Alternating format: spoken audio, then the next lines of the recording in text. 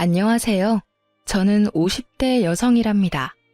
남편은 작은 기업에 다니는 사람이에요. 많은 돈을 벌지는 못하지만 그 회사에 벌써 30년 가까이 다니고 있답니다. 남편의 성실함과 근면함은 남편을 아는 모든 사람들이 인정하고 있죠. 부유하진 않아도 남편이 꼬박 같이 가져다주는 월급을 쪼개고 쪼개서 저축해 우리 집도 마련할 수 있었고요. 그리고 우리 부부에게는 그 무엇과도 바꿀 수 없는 보물이 하나 있어요. 다름 아닌 우리 외아들이랍니다.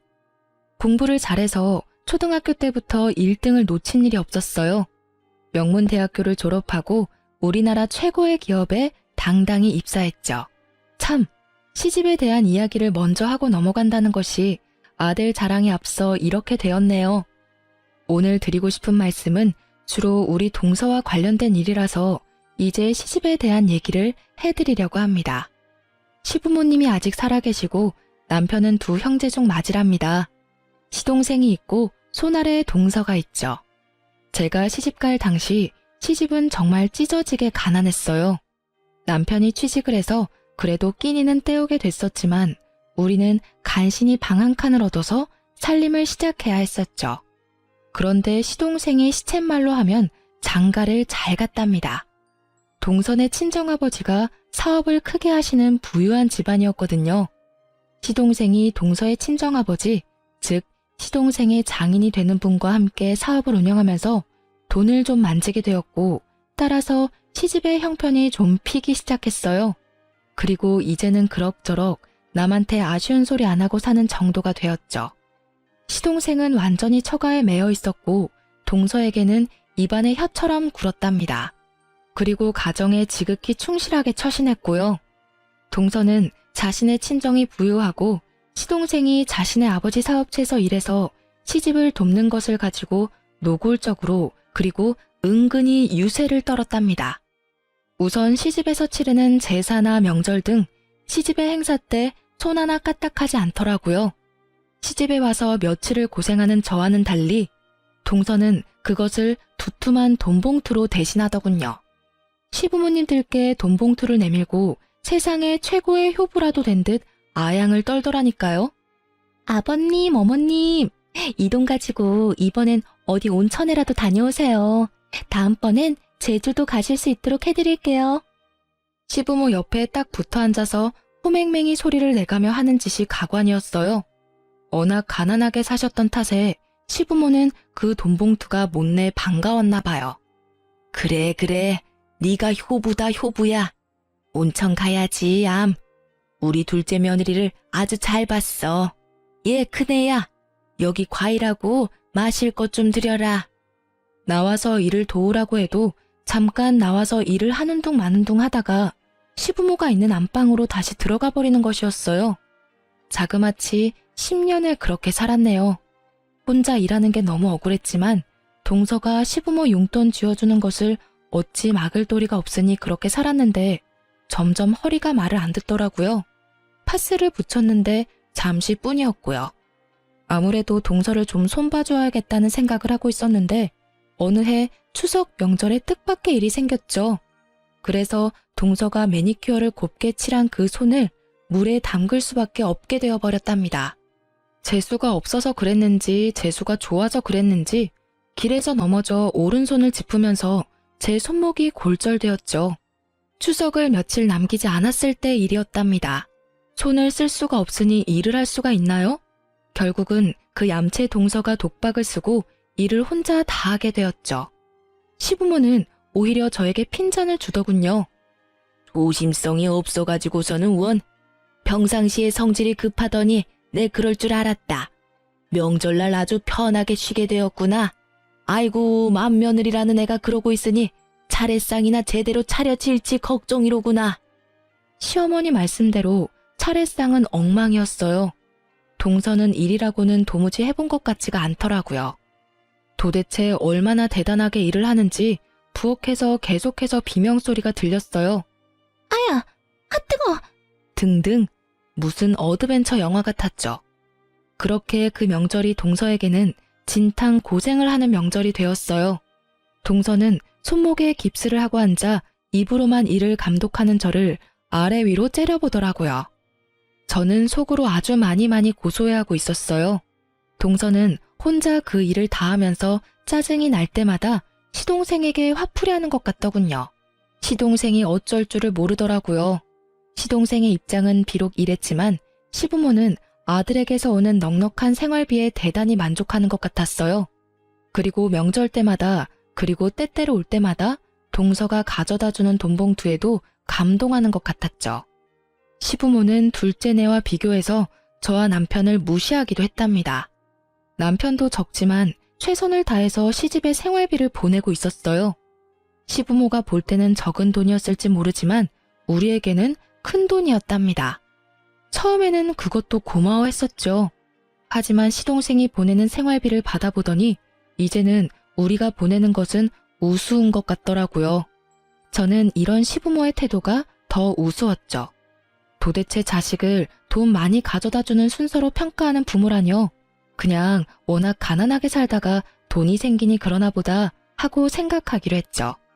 어쨌든 날짜가 흐르고 다음 명절을 맞이하게 되었어요. 그런데 이게 무슨 조화일까요? 이번에는 제가 집안 화장실에서 넘어져 세면대에 쇄골을 부딪혔어요. 쇄골 골절이 되면서 손을 전혀 움직일 수 없게 되었답니다.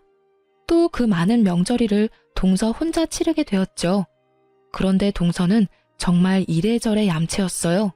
혼자 일을 하게 되니까 시부모한테 돈봉투를 주지 않는 것이었죠. 시부모의 곱지 않은 시선이 자연히 저한테 쏠렸답니다. 아마 동서가 내심 생각한 것이 이것이었을 거예요. 그 명절도 그래서 편안하게 지내고 집으로 돌아와서 저는 배를 잡고 웃었답니다. 사실 2번 다 제가 동서에게 시집살이의 맛을 좀 보여주자고 꾸민 일이었어요. 살짝 다치긴 했지만 약만 처방받았고 깁스는 일부러 구해서 쓴 거였고요. 2번 다 가짜 깁스를 하고 일부러 꼼짝하지 않았거든요. 생각하면 생각할수록 고소해서 계속 웃음이 나더라니까요. 2번을 더 위경련이 생겼다는 둥 해서 그런 식으로 명절을 나고 나니까 동서도 머리를 쓰기 시작하더라고요. 계속 두툼한 돈봉투가 오지 않으니까 시부모가 동서에게도 어느새 슬슬 눈치를 주기 시작했고 동서가 시부모에게 다시 돈을 드리더군요. 그러고는 돈으로 사람을 사서 일을 시키는 것이었죠. 시부모는 돈이 생기는 것에만 관심이 있을 뿐 집안의 행사가 어떻게 치러지는지 신경을 쓰지 않더라고요. 음식을 사다가 놓는다고 해도 별 잔소리를 하지 않을 것 같더라니까요. 저는 그런 시부모가 참 안타까웠어요. 어머님, 아버님, 세상에는 돈보다 중요한 것이 얼마든지 많아요. 제삿날하고 명절날은 어머니, 아버님이 동서한테 용돈을 버시는 날이 아니잖아요. 후손이 조상님을 정성을 다해 섬기고 있다는 마음을 보여드리는 날이잖아요. 그런 일을 어떻게 돈으로 할 수 있겠어요? 정성 가득한 마음을 갖고 일하는 것이 중요한 거 아니겠어요? 만일 어머님, 아버님이 돌아가신 다음에 제사 지낼 때 우리 2 며느리가 다 손을 떼고 돈으로 사람을 사고 돈으로 음식을 사서 제사를 지낸다고 한번 생각해 보세요. 정말 그런 제사상을 받고 싶으신 거예요? 시아버지와 시어머니가 아무 대답을 못하더군요. 하지만 동서가 내미는 적지 않은 용돈의 재미를 잊을 수는 없었던가 봐요.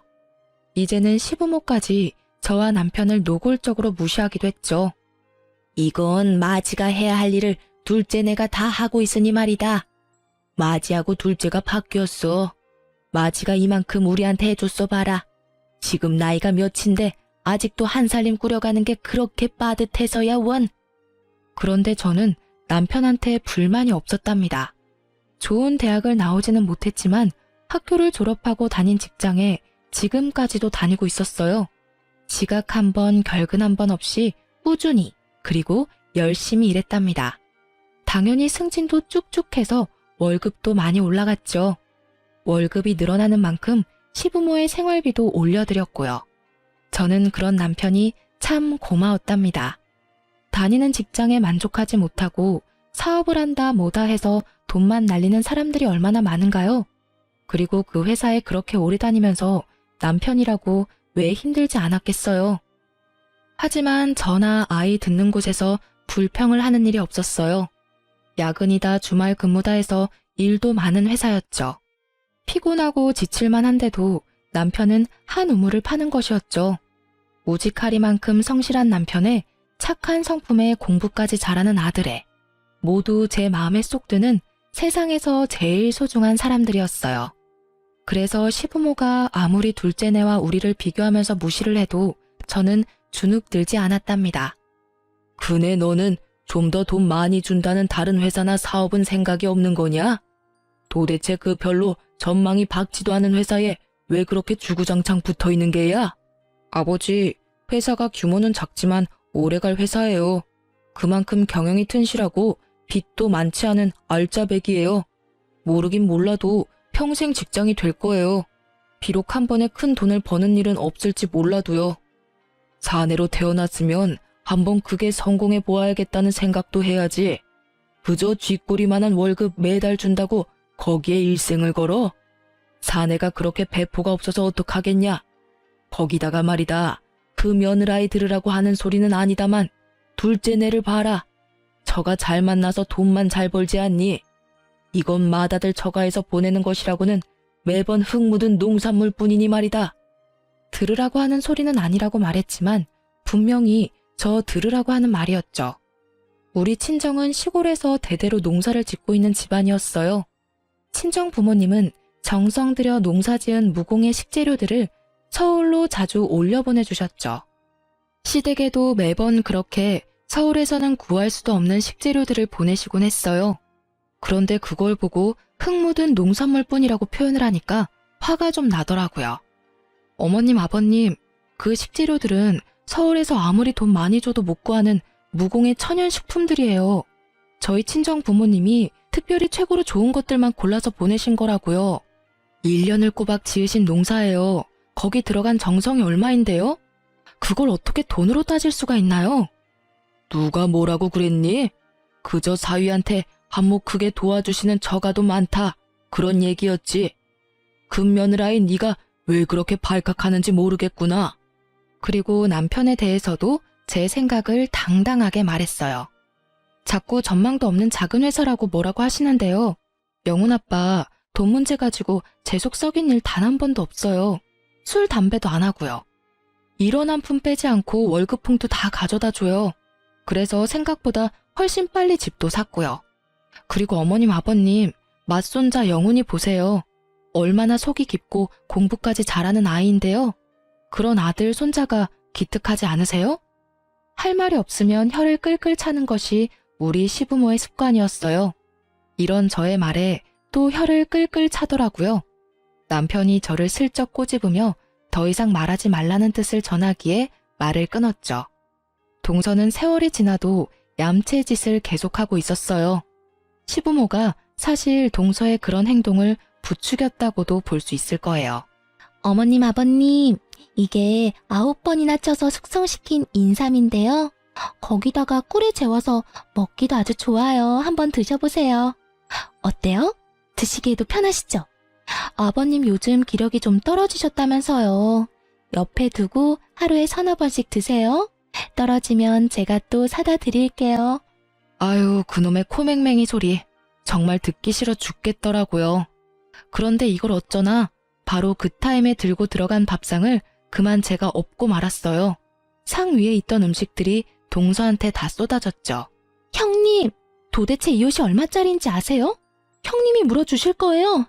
이 물건 한국에 단 5벌밖에 안 들어온 옷이라고요. 다시 구할 수도 없는 옷이에요. 명절 지내러 시집에 오는 며느리가 그런 옷을 입고 오면 쓰나. 몸빼 바지까지는 아니어도 일하기 편한 복장이면 되는 것이지. 명절 한번 지내고 나면 티셔츠에 기름 냄새가 배서 빨아도 안 없어지더라고. 그래서 영훈 아빠 입던 옛날 티셔츠 입고 와서 빨지 않고 버리기도 하거든. 동서, 그러니까 명절날에는 시집에 오는 며느리답게 입고 와. 패션쇼 하러 오는 거 아니잖아. 동서가 소리소리 지르며 옷에 묻은 얼룩들을 닦아내기 바빴어요. 그게 그런다고 닦아지나요? 나중에 드라이클리닝 갖다 주라고 하고 제가 티셔츠와 바지 여분으로 가져온 것이 있으니 주겠다고 했죠. 저의 이 말에 동서가 더 열받아 하더라고요. 동서가 약이 올라 방방 뜨는 모습을 보니 어찌나 통쾌하던죠. 사실 제가 짐짓 동서 쪽으로 상을 기울여 엎었었거든요. 약이 단단히 오른 동서가 저를 칠 듯이 대들었고 시부모도 동서의 편을 들었죠. 너는 아무튼 조심성 없기로는 세계의 최고로구나. 길거리에서 넘어지고 집안에서 넘어지고 이제는 상까지 없고 집안의 가스불은 제대로 잠그고 다니니? 집에 불 내지 않을까 걱정이로구나. 아무튼 이 동서와 저는 세월이 지나도 친해질 기미가 없었답니다. 저는 제가 할 수 있는 최대한의 방법을 동원해서 동서의 얌체짓에 복수를 해주고 있었죠. 동서는 동서대로 여전히 돈을 앞세워 시부모의 환심을 사면서 시부모가 우리 집과 동서네를 비교하게 만들고 있었어요. 그리고 동서도 노골적으로 내지는 은근히 우리를 무시했죠. 그런데 그렇게 돈을 무기로 우리를 무시하면서도 동서가 한 가지 우리 집에 열등감을 가지는 일이 있었어요. 그것은 바로 아이들에 대한 문제였답니다. 동서는 아들 하나, 딸 하나를 두고 있었어요. 아들은 변호사를 만들고 딸은 피아노를 시키겠다나요? 그런데 변호사를 만들겠다는 아들아이가 공부에는 영 뜻이 없었어요. 이 아이한테 제 남편이 정말 좋아하는 일이 뭔지를 물었었나 봐요. 군아버지, 저는요, 축구선수가 되고 싶어요. 제가 학교에서 축구를 얼마나 잘하는데요. 손흥민 선수처럼 프리미어리그 축구선수가 되는 게 꿈이에요. 그런데 엄마한테 이런 말을 하면 큰일 나요. 그리고 피아노를 시키겠다는 딸아이의 취미도 다른 데 있었습니다. 왜 머리도 길고 옷도 정교한 인형들 있잖아요. 그것을 가지고 머리를 다듬고 옷을 갈아입히고 해서 보여주는 것을 보면 어찌나 예쁘게 만들어 놓는지 감탄을 뱉을 수밖에 없더라고요. 손재주가 어찌나 좋은지 한 번은 명절날 제 머리 고무줄이 끊어져서 어찌할 바를 모르자 어디선가 나무젓가락을 하나 구해오더니 그것을 비녀처럼 사용해서 예쁜 올림머리를 만들어주는 것이었어요. 코디네이터나 스타일링 하는 일이 적성에 맞는 아이였죠. 큰 조카인 아들아이는 공부의 두각을 나타내지 못했고 딸아이에게도 아무리 좋은 선생을 붙여보아도 큰 진전을 보이지 못했답니다. 저희 남편이 그게 참 안타까워 보였는지 서방님에게 한번 말을 꺼냈더라고요. 아이들이 진정 원하는 게 뭔지를 말이에요. 세훈이한테 어쩌다 물어봤는데 축구가 좋다고 하더라. 자신이 좋아하는 일을 해야 신도나고 잘할 수 있는 거지. 요즘 축구 선수 얼마나 좋으냐. 옛날에야 운동하는 사람들이 대접받지 못했지만 지금은 그런 시대가 아니지 않니? 하고 싶다는 일을 하도록 도와주는 것이 부모가 할 일이야. 형, 세훈이가 나한테도 그런 말을 했었어요. 그런데 우리 집에서 제 말은 먹히지도 않는다는 거 형도 잘 알잖아요.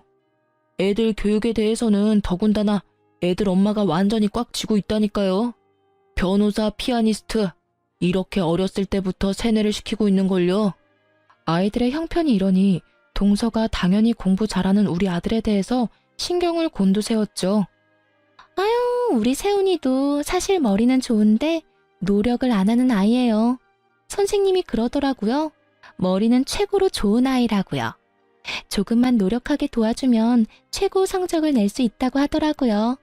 영훈이 정도 성적은 금방 따라잡을 수 있다고 그러던데요. 누가 물어봤나요? 물어보지도 않았는데 굳이 말을 붙이면서 조카 아이에 대해서 이렇게 얘기하는 것이었죠. 사실 우리나라 엄마들의 공통적인 믿음, 아니 착각 아시죠?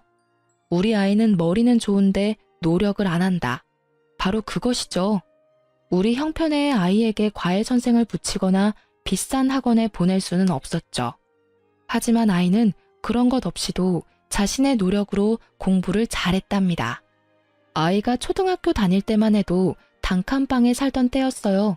단칸방에 상 하나를 펴놓고 공부를 하면서도 1등을 놓치지 않았죠. 대학교도 평소에 원하던 좋은 대학교에 한 번에 합격했답니다. 아빠, 조금만 더 일하세요. 제가 졸업하고 나면 아빠 집에서 쉬실 수 있게 돈 많이 벌어올게요. 엄마도 매일 장부 펴놓고 계산 안 하시게 해드릴게요. 저 자신 있어요. 아들의 이런 말에 우리 부부는 콧등이 시큰해졌답니다. 동서는 아들을 변호사로 만들기 위해서 별 노력을 다하는 것 같았어요. 요즘 변호사가 되기 위해서는 옛날처럼 몇 년을 방에 틀어박혀서 고시 공부만 하면 되는 것이 아니잖아요. 일단 학교 레벨도 어느 정도 있어야 된다고 들었어요. 그리고 학점도 좋아야 하고 영어 성적도 뛰어나야 한다죠. 그리고 법학 적성 시험이라나 뭐라나 아무튼 생각할 수 있는 머리가 뛰어나야 잘 볼 수 있다는 시험까지 통과해서 로스쿨에 가야 한다죠. 그렇지만 축구 선수가 되고 싶다는 아이가 무슨 이런 공부에 재미를 붙이겠어요? 정말 하고 싶어 하는 것을 못하고 엉뚱한 곳에 매달려야 하는 조카 아이를 볼 때마다 마음이 좀 아팠어요. 결국 큰 조카는 지방에 있는 대학에 간신히 입학했고 작은 조카인 딸애는 대학엔 가기 싫으니 코디네이터를 양성하는 학원에 보내달라고 했대요. 동서가 펄펄 뛰며 반대한 것은 보지 않아도 비디오였어요. 동서는 어쨌든 이래저래 저와는 절대로 화합할 수 없는 사람이었답니다. 그렇게 우리 두 동서가 개와 고양이처럼 지내는 가운데 세월이 무심하게 흘렀죠. 아이들도 이제 장성했고요. 우리 영훈이는 대학을 우수한 성적으로 졸업하고 우리나라에서 최고라고 하는 기업에 당당히 입사했어요. 연봉 수준도 한국에서 3위 안에 드는 기업이라고 하더군요. 입사한 지 1년 만에 아들이 첫 자동차를 샀어요. 기념으로 제 아버지 회사에 가서 모시고 퇴근하겠다고 하더군요. 저까지 동승했죠. 사실 남편은 평생을 대중교통을 이용해서 출퇴근을 했답니다. 오늘은 아들이 운전하는 차로 퇴근하게 생겼네요. 일부러 미리 연락하지 않고 갔어요. 놀래켜줄 생각이었죠. 아니, 무슨 바람이 불어서 이렇게 둘 다 왔어? 영훈이 너 차 뽑았다고 하더니 벌써 나왔니? 오늘 우리 아들 덕에 지하철 안 타고 퇴근 한번 편하게 해보자꾸나. 아들은 나온 김에 여기저기 드라이브도 좀 하고 맛있는 것도 사주겠다고 하더라고요. 그렇게 해서 강남 쪽으로 가게 되었어요. 차가 좀 막히긴 했지만 아들이 산 첫 차를 타고 시내를 돌면서 정말 기분이 최고였답니다. 잠깐만요. 저 앞으로 작은아버지가 지나가신 것 같은데요. 제가 틀림없이 봤어요. 작은 엄마하고 같이 나오셨나 봐요. 전화해보세요. 근처에 계신 김에 제가 저녁 대접 같이 하게요. 남편이 시동생에게 전화를 걸었죠. 그리고 우리가 어디 있으며 영훈이가 가까이서 두 사람을 본 것 같으니 저녁을 산다고 했죠. 형, 영훈이가 잘못 봤나 봐요. 저 오늘 강남에 간 일 없는데요. 집사람한테 전화 걸어보세요. 집에 있을 거예요. 아무래도 아들이 비슷한 사람을 착각했던 모양이더라고요.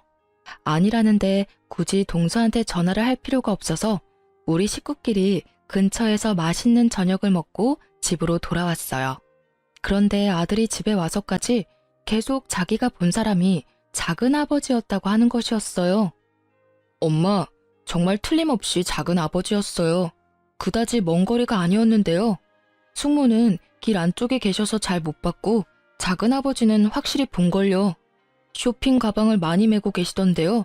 숙모하고 쇼핑이라도 나오신 것 같던데. 제 눈이 틀림없어요. 눈까지 마주쳤는걸요. 다음번에 동서와 어찌저찌해서 통화가 되었을 때 이 일을 말해주었죠. 동서도 자신은 그날 강남에 간 적이 없다는 것이었어요. 아들이 잘못 본 것이 틀림없었죠. 어머나, 영훈이가 이제 차를 샀다고요? 우리 애들은 20살 될 때 차 한 대씩 다 뽑아줘서 능숙하게 운전해요. 영훈이더러 운전 조심하라고 하세요. 운전 시작하고 나서 처음에 사고가 많이 난다니까요. 말도 참 예쁘게 하는 우리 동서였어요. 도무지 구제불능이었죠. 저는 이제 동서가 이런 식으로 말하는 일에 아무렇지도 않은 경지에 이르러 있었답니다. 알았네. 조심하라고 할게. 처음이니까 알아서 조심할 테지만 말이야. 걱정해줘 고맙네. 아들이 받는 연봉은 우리의 상상을 훨씬 뛰어넘는 것이었죠. 하지만 연봉을 많이 주는 것이 결코 공짜는 아니더군요.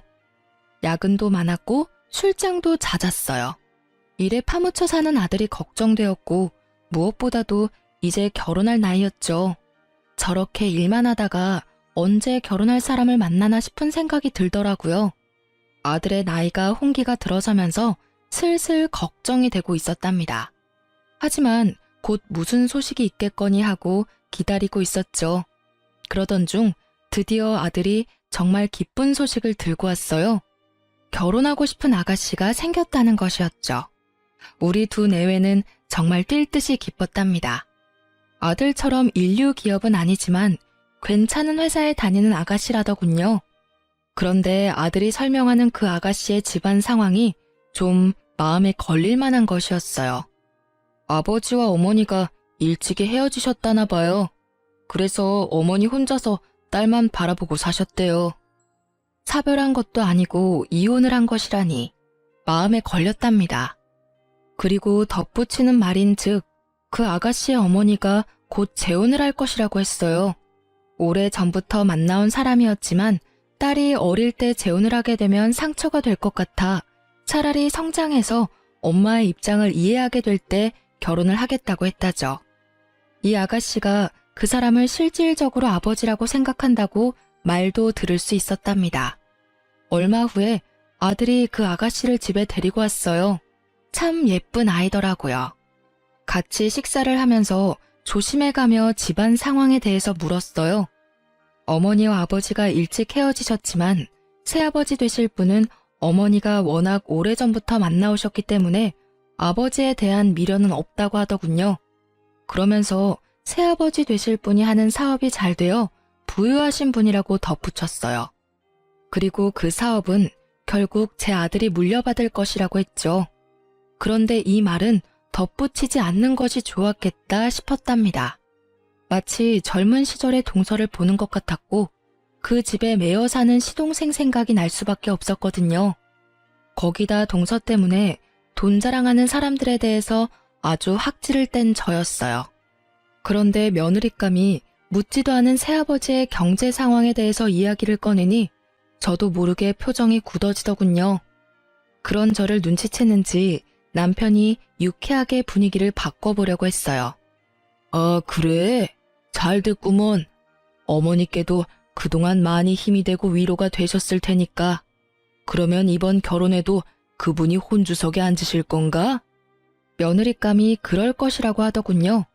그렇다면 그 전에 어머니가 먼저 결혼을 하실 것인지 제가 물어보았죠. 그랬더니 새아버지 되실 분이 사업상 정리를 하셔야 할 일이 많아서 그 정리가 끝나야 어머니와 재혼이 가능하다는 것이었어요. 사실 이것도 제 마음에 그다지 흡족한 대답이 아니었죠. 결혼 전이라면 그냥 남자친구인데 혼주석에 앉다뇨. 썩 내키는 혼처는 아니었지만 아들이 좋다고 하니 그쪽 집안 사정이 그렇다 해도 무조건 말릴 수 있는 일은 아니었어요. 집안 형편이 평범하지 않은 것이 계속 마음에 걸렸죠. 시부모에게 전화를 했죠. 시부모도 당연히 맏손주의 결혼에 관심이 컸기에 며느리감을 만나본 일을 전해야 했어요. 그리고 제 걱정거리에 대해서도 말했죠. 저처럼 며느리감의 성장 과정과 집안 환경에 대한 걱정이 크더군요. 그런데 이 이야기가 동서의 귀에 안 들어갔을 리가 없었죠. 어머나, 형님, 영훈이가 그 집 사업을 물려받는다면서요? 아주버님은 처가에서 받은 게 없으신데 영훈이는 그래도 아이가 똑똑하니 경제력 있는 장인을 만난 모양이네요. 아, 참, 장인이 아니라 장모의 남자친구라고 했던가요? 아유, 좋은 집안하고 혼사가 되었어야 했는데 사실 신랑 하나 똑똑하다고 좋은 집안하고 사돈 맺기가 쉽지는 않아요. 신랑의 집안이 좋아야지 좋은 집안하고 사돈이 되죠. 이 말에 제가 발끈해버리고 말았죠. 나는 우리 집안이 안 좋은 집안이라고 생각해 본 적 없어. 우리 영훈이는 누구보다도 훌륭한 아버지 밑에서 자라서 가정에서 아버지의 역할이 어떤 것인지를 잘 아는 애야. 그리고 영훈 아버지는 남의 신세 지지 않고 일확천금 바라는 일 없이 세상에서 제일 성실하게 살았다고 자부할 수 있어. 우리 친정에서는 영훈 아버지를 최고의 사위라고 생각하고 있고 말이야. 나는 사실 서방님이 처가에 매여서 자신의 의견 한번 제대로 말 못하고 그렇게 사시는 것이 더 안 돼 보였네. 동서가 이 말에 또 따박같이 말대꾸를 하더라고요. 그러면 우리 집에서 세훈 아빠를 종 대하듯이 했단 말인가요? 지금 하신 말씀은 그렇게 들리네요. 시집 와서 지금까지 형님을 볼 때마다 드는 생각이 말이에요. 말씀을 참 함부로 하세요. 제 속이 얼마나 긁혔는지 아세요? 뭐라고? 말을 함부로 해? 그게 아랫사람이 손윗사람한테 쓸 표현인가? 자네야말로 시집와서 돈봉투 뿌린 것 말고는 한 일이 뭔가? 하다못해 제사상 하나, 차례상 하나를 제대로 차려본 일이 없는 사람 아닌가 말이야. 그날은 이렇게 동서를 따끔하게 야단치고 전화를 끊었어요. 그런데 동서가 아주 나를 받은 사람 마냥 신이 났더라고요. 영훈이가 그렇게 똑똑하고 잘났다고 하더니만 결국은 그런 혼처를 만나게 되었다며 노골적으로 비아냥거리는 것이었죠. 하지만 저는 늘 그랬듯 주눅 들지 않았답니다. 우리 아들이 판단을 했다면 그 판단을 일단 믿는다고 했죠. 그리고 결혼은 상대방의 사정을 자세히 알아보고 시킬 것이라고 했어요. 동서가 이렇게 신이 나 있는 사이에 아들의 결혼 이야기가 착착 진행되고 있었답니다. 저는 무엇보다도 그 새아버지 될 사람에 대해서 자세히 물었죠. 아들의 말로는 사업을 크게 하시는 분이라고 하는데 최근에 장기 출장이 잦아서 말만 들었지 아들도 아직 만나지 못했다는 거였어요. 그리고 아들에게 콕 집어서 물었어요. 설마 그 아버지 될 사람이 크게 사업을 한다니까 네 숙부처럼 그 집에 묶여서 그렇게 살 생각은 아니겠지? 라고요. 아들이 웃더라고요. 아들의 꿈은 지금 있는 회사에서 적어도 임원급 이상으로 승진한 다음에 은퇴를 하는 것이라고 못을 박더군요. 그러고 나서 그 경험을 토대로 장인의 사업을 물려받든 다른 사업을 하든 생각할 것이라고 했어요. 그 말을 들으니 안심이 되었답니다. 천금을 가져다 준다고 해도 아들이 시동생처럼 사는 것은 정말 싫었거든요. 시간이 흘러 드디어 상견례 날이 코앞에 다가와 있었어요. 아들의 말로는 아직 결혼을 하지 않았지만 어차피 실질적인 혼주가 될 사람이었기에 며느리감의 새아버지가 될 사람도 상견례장에 올 것이라고 했죠. 솔직히 마음에 들지는 않았어요. 아직 안사돈과 결혼도 안 한 사람이 바깥사돈 역할을 한다뇨. 제대로 하자면 안사돈 한 분이니 저만 상견례에 나가고 나중에 안사돈이 결혼을 하게 되면 다 같이 만나는 것이 경우 있는 일이라고 생각했어요. 그런데 최근에 장기 출장이 잦았기에 우리 아들의 얼굴도 못 보았다니 겸사겸사 상견례에 나와서 우리와 인사도 하고 아들의 얼굴도 보겠다는 것이었죠. 마음에 들지 않았지만 어쨌든 그렇게 다 같이 만나기로 했어요. 남자 쪽이니 우리가 먼저 나가 있는 것이 예의겠죠.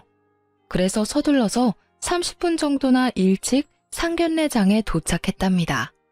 30분이 흐르고 약속한 시간에서 약 5분 정도 전에 안사돈과 바깥사돈 될 분, 그리고 며느리감이 상견례장에 도착했어요. 그들이 상견례장 문을 열고 들어서는 순간 상견례장은 발칵 뒤집혔답니다. 이게 어떻게 된 일인지, 형, 영훈아, 어떻게 여길... 저는 정말 다리가 휘청할 정도로 어지럼증까지 느꼈어요. 작은아버지가 어떻게 여길... 이게 어떻게 된 거예요? 이분이 네 새아버지가 될 분이 정말 맞아? 도대체 이게 다 무슨 말씀들인가요? 작은아버지라뇨? 우리 새아버지 될 분이 어떻게 영훈 씨 작은아버지가 된단 말이에요. 이건 말도 안 돼요. 뭔가 잘못된 일일 거예요. 며느리감은 그래도 정신이 있는 모양이었어요. 남편과 저는 아예 정신이 혼미해서 아무 말도 하지 못하고 있었답니다. 잠시 시간이 흐른 후 아들이 침착하게 상황을 정리하더군요. 여기 이분은 분명히 우리 작은 아버지셔. 그리고 네 새아버지 될 분이 맞다고 네가 분명히 확인했고, 그리고 장모님과 만난 지도 한참 됐다면서. 그렇다면 상황은 분명하네. 작은아버지, 이제 작은아버지가 상황을 설명해 주셔야 할 것 같은데요. 시동생이 거기서 무슨 말을 할 수 있었겠어요? 우물거리며 말을 잇지 못했고 고개를 들지 못하더군요. 그리고 더 이상 그 자리에 앉아있지 못하겠는지 일어서서 도망을 치듯 밖으로 나가버리는 것이었죠. 그러고는 그 자리에 다시 돌아오지 않았어요. 제가 안사돈에게 물었어요. 딱 한 가지만 여쭙겠습니다. 저 사람이 가정이 있는 사람인 걸 알고 만나셨나요? 아니면 가정이 있는지 모르고 속아서 만나셨나요? 이 말씀에 대한 대답은 꼭 들어야겠습니다. 안 싸돈 될 사람이 말이 없더군요. 말이 없었지만 저는 그 묵언의 뜻을 알아들을 수 있었어요. 적어도 안 싸돈은 가정이 있는 사람이라는 것을 알고 만났다는 것을 알 수 있었죠. 그리고 최근에 결혼을 급하게 추진하려고 했었다는 것은 이미 들어서 알고 있는 사실이었고요. 제가 아들을 일으켜 세웠어요. 예비 며느리가 흐느껴 울기 시작하더군요. 그렇게 상견례는 엉망이 되었고 아들과 우리는 집으로 돌아와서도 한동안 서로 대화 없이 천장만 보고 앉아 있었죠. 얼마나 시간이 흘렀는지도 잘 모르겠더라고요. 그런데 갑작스러운 전화벨 소리가 이 어색한 침묵을 깼죠.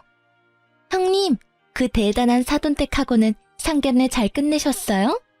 어머나, 그러면 이제 영훈이도 회사에 매여 있지 않아도 되겠네요. 장인 될 분이 크게 사업을 하는 사람이라면서요? 우리 세훈 아빠처럼 편하게 집안일만 운영하면 되는 거 아니겠어요? 동서, 내가 지금은 자네에게 할 말을 다 정리하지 못한 상태야. 내가 조금 있다가 아니면 며칠 있다가 다시 전화를 걸 테니 말이야. 전화는 꼭 할 거네. 해야 할 얘기가 있거든. 그때 궁금한 거 다 물어보고. 전화를 끊자 이어서 아들이 말하더군요. 자신의 결혼 문제와는 별도로 이 이야기는 작은 어머니한테 전해야 한다는 것이었죠. 저도 아들의 의견에 찬성했답니다. 결코 동서를 놀리거나 골탕 먹이려는 의도가 아니었어요. 이 문제는 동선의 집의 운명을 좌우하는 중대한 문제이기 때문에 아들의 의견에 찬성한 것이었죠. 그리고 얼마 전에 들은 말이 있었죠. 곧 동선의 아버지가 시작하시고 일구신 사업체의 명의까지 시동생에게 넘어갈 것이라는 이야기였어요. 지금까지는 경영만 했거든요. 정말로 우리 시동생을 나쁘게 생각하지 않으려고 했었어요. 결혼 전에 시동생의 모습도 머릿속을 스쳐 지나가더군요. 일하기 싫어하고 나태한 사람이었어요. 시아버님이 인물이 좋으신 분이었죠. 그 인물을 빼닮아 젊은 시절에 정말 여러 여자 울리던 사람이었답니다. 아들이 자신이 계획을 세워서 이 일을 정리하겠다고 말하고는 자기 방으로 물러가더군요. 아들의 마음이 지금 어떨까를 생각하니 마음이 찢어졌어요. 결국 아들이 이틀 정도를 고민하고 나서 우리에게 계획을 이야기하더군요. 아들은 우선 며느리감이라고 데려왔던 아가씨와 그 어머니에게 전화를 걸어 한 번은 더 만나야 하지 않겠느냐고 하더군요. 그쪽에서 망설이는 것 같더니 그러자고 하는 것 같았어요. 시내의 모처로 두 사람을 불러냈죠. 그리고 아들은 정말 작은 어머니를 속이고 싶지는 않지만 지금은 그럴 수밖에 없는 것이 가슴 아프다고 하면서 동서에게 전화를 걸었어요. 엄마가 결혼 문제 때문에 작은 어머니와 의논할 것이 있으니 작은 어머니만 나오라고 했죠. 동서야 보나마나 가뜩이나 아들의 결혼 문제에 대해서 더 비아냥거려주고 싶어 했겠죠. 동서가 얼른 조카인 제 아들의 제안을 받아들이는 것 같았죠. 그리고 마지막으로 이 사태를 만든 주범인 시동생에게 전화를 하는 것 같더군요. 전화를 안 받는 것 같았어요. 하지만 시동생이 이 세상 모든 것에서 도망치지 않는 이상 회사나 집 밖에 있을 곳이 어디 있겠어요. 결국 아들이 작은아버지를 찾아내어 누가 모여있다는 말도 하지 않은 채 그 장소로 차에 태워 데리고 왔어요. 이제 관련된 모든 사람이 다 모인 셈이었죠. 여기가 도대체 무슨 자리인가요, 형님? 저는 형님만 계실 줄 알고 나왔는데 저 두 분은 잘 모르는 분들이네요. 혹시 며느님 되실 분하고 안싸돈 되실 분이세요? 그리고 곧이어 들어오는 시동생을 보고 동서가 의외라는 표정을 지었어요. 시동생은 모든 사람이 다 모여있는 것을 보고는 기겁을 하더군요. 예비 안싸돈을 다그쳐 언제 시동생을 처음 만났는지 물었어요. 20년 가까이 됐어요. 저 아이가 아직 어릴 때니까요. 이 사람이 늘 이혼하고 싶다고 했었어요. 지금은 그 집안의 머슴처럼 살고 있지만 언젠가 그 재산이 자기 것이 되면 이혼할 것이라고 했었고 요즘 들어 곧 그렇게 될 것이라고 했어요. 그래서 우리는 이제 곧 결혼하려고 했었어요. 눈치 빠른 동서가 이 이야기의 내용을 캐치한 것 같더군요. 잠시 얼이 빠진 듯 했던 동서가 시동생을 다그쳤어요. 당신 결국 돈을 보고 나하고 결혼한 거였어. 그 긴 시간을 참 잘도 버텼네요. 더군다나 20년간이나 다른 여자를 만나면서 이 여자하고 합치고 싶어서 어떻게 기다렸어요? 그런데 이 여자하고도 꼭 돈이 있어야 합칠 수 있었던가 보네. 요즘 와서 결혼 이야기가 본격적으로 나왔다고 하는 걸 보니까 자칫하면 모르고 명의를 넘길 뻔했어요. 내 선택은 분명해요. 당신의 생각을 안 이상 이혼할 거예요. 형님의 안싸돈 되시는 분, 이제 선택은 당신만 하시면 되겠네요. 돈을 보고 결혼한 시동생과 돈을 그토록 좋아하며 돈을 앞세워 살아온 동서의 콜라보라고 밖에 할 말이 없더군요. 안싸돈 될 뻔했던 사람의 선택이 갑자기 궁금해지는 건 왜일까요? 아들이 곧이어 파혼을 선언하더군요. 사돈 될 뻔했던 사람과 며느리 될 뻔했던 사람이 먼저 자리를 뜨고 시동생이 또 도망치듯 자리를 피했죠. 동서는 다리에 힘이 풀렸는지 사람들이 나가버리자 의자에 주저앉고 말았어요. 평생을 그렇게 다투며 지낸 동서였지만 어쨌든 가족이었죠. 마음이 아프더라고요. 돈이라는 것이 이렇게 허망한 거야, 동서. 동서가 그렇게 믿고 의지했던 돈, 그것 때문에 평생을 속아 살아왔다는 것을 생각해보길 바래. 서방님은 원래 일하기도 싫어하고 일확천금을 노리는 경향이 큰 사람이었지. 그런 사람이 그래도 결혼해서 장인 아래에 잘 붙어있다고 생각했었어. 돈에 팔려간 결혼, 사람을 사랑해서가 아니라 돈을 사랑해서 한 결혼이 얼마나 위선적인 것인지를 이제 알았으리라고 생각해. 그렇게 허망한 돈을 믿고 시집에 대한 도리까지 돈으로만 해결하려 했던 잘못된 인성을 고치지 않으면 돈은 아마도 동서를 계속 속이고 말 거네. 동서가 이미 이혼을 선언했고 아들도 파혼을 선언한 마당이었어요. 시동생이 이혼만은 못하겠다며 매달렸다는군요. 하지만 동서는 매몰차게 이혼을 진행했다죠. 그리고 나중에 들은 이야기지만 시동생의 내연녀, 즉 며느리가 될 뻔했던 아이의 엄마는 시동생을 버렸다죠. 시동생에게 남은 재산이 거의 없다는 것을 알고 그랬던 것 같더군요. 동서가 우리 가족에게 남이 되는 날 시부모에게 큰 절을 한번 올리고 떠나더군요. 형님 말씀대로 제가 잘못된 생각을 가지고 살았고 그것이 결국 제 발등을 찧었어요. 그걸 이제야 알겠네요. 형님이 그걸 가르쳐 주셨어요. 내내 행복하시길 바랄게요. 이 말을 끝으로 동서는 우리 가족에게서 멀어져 갔답니다. 평생을 개와 고양이처럼 다투며 살았지만 그렇게 떠나는 동서의 뒷모습을 보니 아주 살짝 눈물이 나더군요. 제일 큰 걱정은 아들이 받았을 상처였어요. 아들은 한동안 말없이 회사와 집을 왔다 갔다 하더군요. 시간이 좀 필요하겠죠. 하지만 저는 아들을 믿는답니다. 공부를 잘했지만 책상에만 붙어있는 샌님으로 키우지 않았어요. 우리 아들 강한 아이랍니다. 그리고 곧 진정한 아들의 인연이 어디선가 나타나겠죠. 그날이 빨리 다가오기를 우리 내외는 기다리고 있답니다.